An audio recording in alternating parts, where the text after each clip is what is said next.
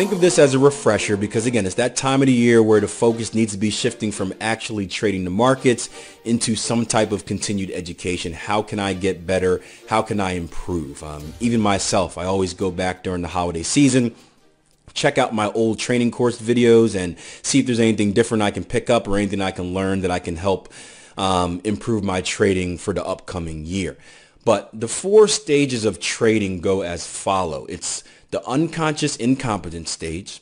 Then there's conscious incompetence. Following that is going to be conscious competence. There we go. Excuse me. And then lastly is the unconscious competence stage. Now, we're going to walk through these one by one because I know there's a lot of incompetences and unconsciousnesses in there. And if you're anything like me, your brain probably ran away from your body. But the first stage is the unconscious incompetence stage. And this is really, you don't know what you don't know. Typically, this is the stage where traders are brand new to the market. They've heard about it on the internet, TV, from a friend. They go find a free trading platform, an MT4 or tradingview.com, and they just go around and play with the markets. Maybe they start up a demo account, throw some money at it, close your eyes, you sell the euro dollar, and you make some money.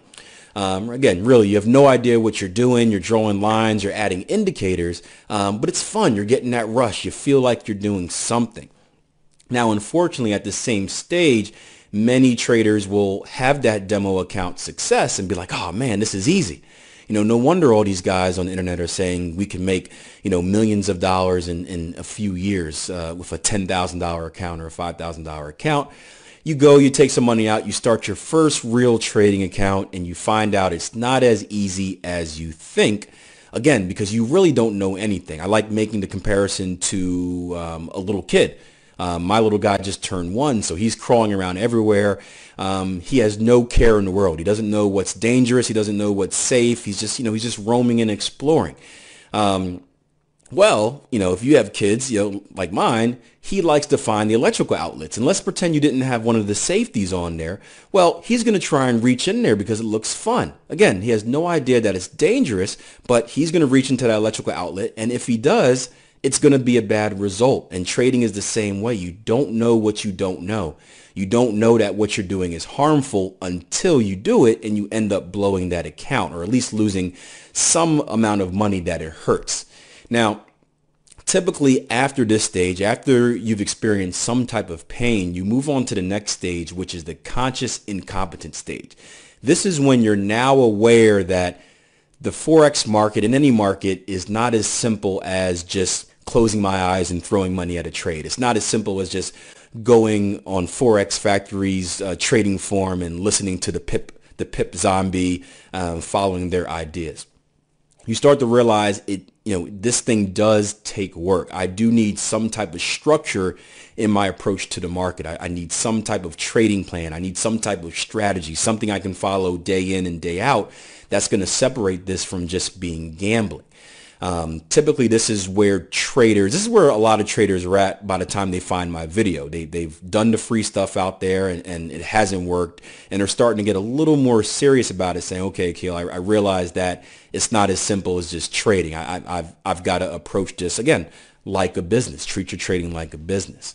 And it's a scary thing, guys. It's a scary thing. You've had all these dreams and hopes of making millions of dollars, and it's starting to become more realistic. I know with me personally, I came from the stock market. When I first heard about Forex, I thought that I can do something as simple as make 25 pips a day, trade 4 days a week, make 100 pips a week, 400 pips a month, and just consistently do that. And I would turn my $5,000 account into $1 million account in about 5 years. And, when it hit me that wasn't necessarily the case, it really hurt. I understood that it's going to take work.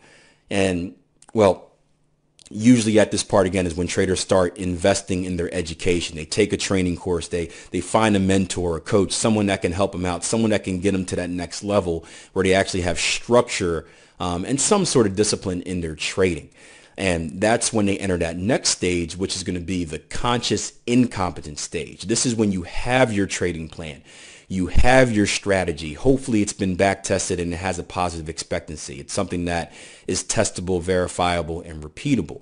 However, it's a constant effort day in and day out to follow your rules and stick to that plan. It's like pulling teeth. It's extremely hard, and you're wasting, or maybe not wasting, but you're using a lot of energy just to execute that simple plan.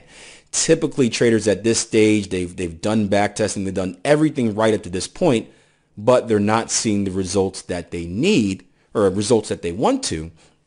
And they're starting to scratch their head and try to figure out what is wrong. What is stopping me from being part of that 10% of traders that really survive these markets. And it's typically a psychological thing. It's typically something with discipline. Sometimes it's a little bit of a filter in their strategy, but usually it's discipline. It's in that space between your ears that's stopping you from your success. You're stopping yourself. Again, me personally, when I hit a point in my trading where I was struggling, I had to look in the mirror after retesting my plan and doing all my back testing over again. I had to look in the mirror and say, hey, you know what, Akil? It's you. There's no one else to blame. It's not the market's fault. It's not the news fault. It's not the weather. It's not the strategy's fault. It's me. And you got to take responsibility and do something about that. And I buckled down and really worked on me and was able to make that jump. And the jump I'm talking about is to the final stage. That's going to be your unconscious competence stage. This is where you're fully committed to yourself, your plan. You've seen all of the results that come with being a disciplined and consistently profitable trader. And it's really easy. For you guys that have joined me in the live room, when you guys see me come into the market every day and I'm going through my top-down analysis, and I'm saying, okay, a Fibonacci here, that there, boom, sell order there, and you're wondering, man, how did this guy do it so quick? How is he so confident? Again, I have that full belief. It's gotten to the point where it's not a struggle. I know exactly what my plan is. I know exactly what I'm looking for in the market. I know exactly what type of entries I can take. I know exactly what type of entries or opportunities I need to stay away from. And it's really just waiting for the market to give me what I want. It's kind of like, an NFL quarterback that has all the time in the world in the pocket, right? When you're just sitting back there, eventually something's going to come open, and you're just waiting for that receiver to break open, and you're throwing him the ball, and hopefully you're getting a touchdown out of it. And that's the stage that everyone should strive to get to, this unconscious competence stage where basically you're working on autopilot. Now, those are the 4 stages of trading. Before I leave you guys, I want to talk about the different ways a trader evolves during those stages. Most of the traders I work with, when they're in those beginning stages, talking about the unconscious incompetence and conscious incompetence stages, really they have no discipline, and very loose rules, if they have rules at all. Again, ask yourself this: for you guys that are in that stage, do you have rules? Do you have a trading plan with specific rules on where you should enter, what type of trades you should take, where stops go, where targets go? If not, you're not going to make it to those next stages. You need to develop that. So typically the trader in these first 2 stages have really loose rules and really no discipline. Again, they think they can do whatever they want. After making that jump and realizing that it does take work, what I try to do with traders, what I encourage traders to do, it's up to them at the end of the day, is I encourage them to be as disciplined as possible. Develop strict, unbreakable rules that are very, very, very conservative, meaning that you need everything to line up on the table for you to take a trade. If it misses one of your rules by the slimmest of margins, guess what? Can't take it. It's going to be a bad trade. I believe that you got to have that strict discipline, no room for that gray area, if you want to build that habit of following your rules and being disciplined and knowing what you need to look for in the markets.